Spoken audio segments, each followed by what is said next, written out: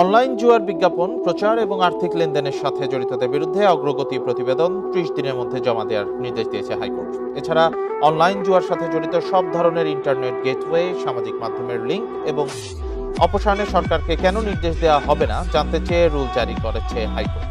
একই সাথে অনলাইনে জুয়া বন্ধে এবং জড়িতদের কার্যক্রম সার্বক্ষণিক পর্যবেক্ষণের জন্য মনিটরিং সেল গঠনের কেন নির্দেশ দেওয়া হবে না তাও জানতে চাওয়া হয়েছে।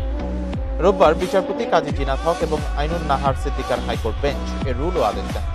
এ নিয়ে দায়ের করা রিটে বলা হয়, প্রচলিত আইন এবং সংবিধান অনুযায়ী যে কোনো ধরনের জুয়া খেলা বেআইনি ও অপরাধ, কিন্তু বিবাদীদের নিষ্ক্রিয়তার কারণে অনলাইন জুয়া মহামারী আকার ধারণ করেছে।